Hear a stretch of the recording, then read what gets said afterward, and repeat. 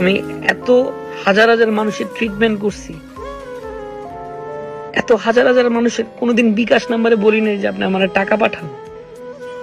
আমি বন্যায় আছি, বিকাশ নাম্বার দিচ্ছি, টাকা পাঠান, এই কথা কোনোদিন আমি বলি নাই, কোনো জায়গায় না, কোনো জায়গায় না। আজকে আমার মাই টিভি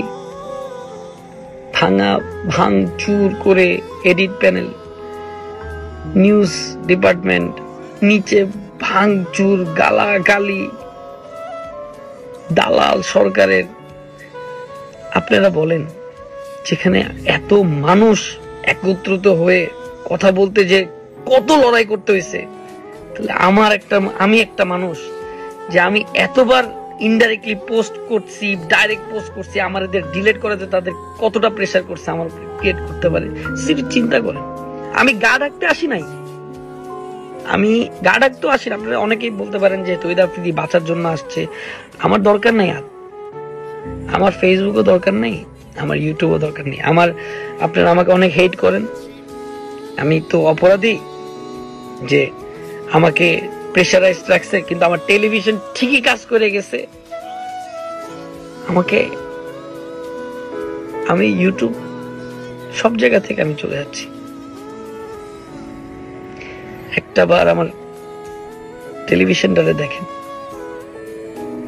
রাত্রেবেলা আমার শো অফে 10 জন পিস্তল নিয়ে আসছে, আইসে গুলি ঠেকায় দিয়ে শো অফের মাল আগুন জ্বালাই দিছে। আমাদের শো অফের কম্পিউটার, মাই টিভির যত এডিটিং কম্পিউটার যা আছে লুটপাট করে নিয়েছে। এটা কোনোদিন একটা স্টুডেন্ট করতে পারে না।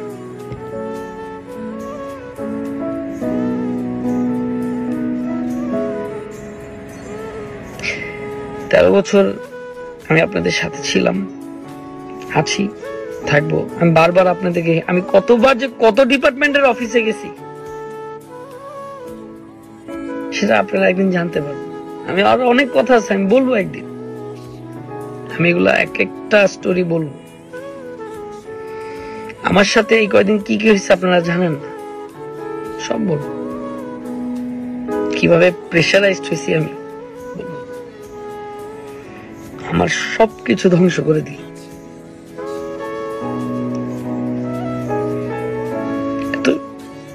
মাই টিভির গেটটা খুলে যেই আসতো আমার কাছে, দেখা হইতো আমার সাথে, খালি হাতে বিদায় দিতাম না।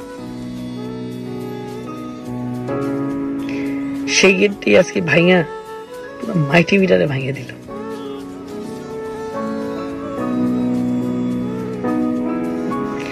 আমি তৌহিদুদ্দিন আফ্রিদি আজকে 5:30 বাজে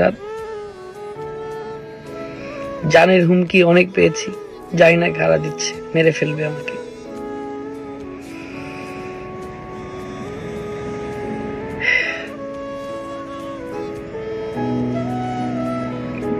ইটের প্রত্যেকটা পাথর মনে হলো আমার বাবার রক্তে মারছে, এরকম মনে হয়েছে। অনেক কষ্ট করে বিল্ডিংটা উঠাইছে। আমি কোনো ইমোশনাল কথা বলতে আসি নাই বা আপনাদেরকে ম্যানিপুলেট করতে আসি নাই। আমি বিদায় নিচ্ছি আপনাদের থেকে, এই ইউটিউব থেকে, এই ফেসবুক থেকে, এই টিকটক থেকে।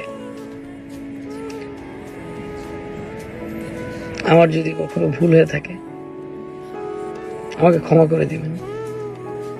একটা মেডিকেল কলেজ করতে চেয়েছিলাম, তাও আগুন জ্বালাই দিল।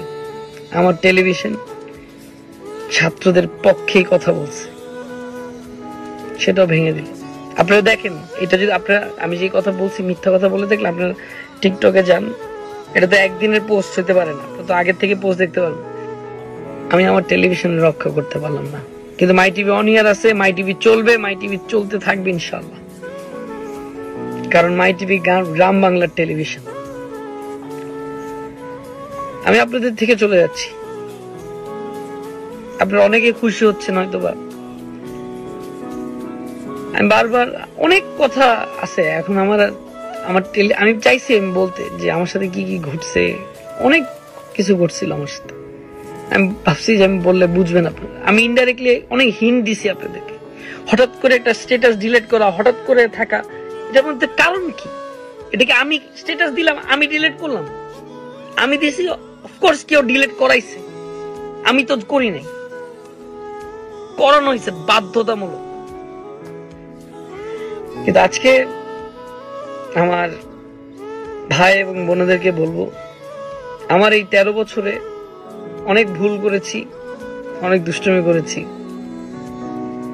আমি আর কখনো ইউটিউবিং, ফেসবুকিং বা টিকটকে আমি আর থাকবো না। সবাই ভালো থাকবেন। পারলে আমার বাবার কষ্টের তৈরি আপনাদের সবার যে দরজায় আমি একটা মানুষকে হইলে উপকার করছি, যে দরজায় আমি খুলে যে মানুষদের সাথে দেখা করছি, যে মানুষদের উপকার করছি, তার পারলে এসে একদিন আমার পাশে দাঁড়ায়।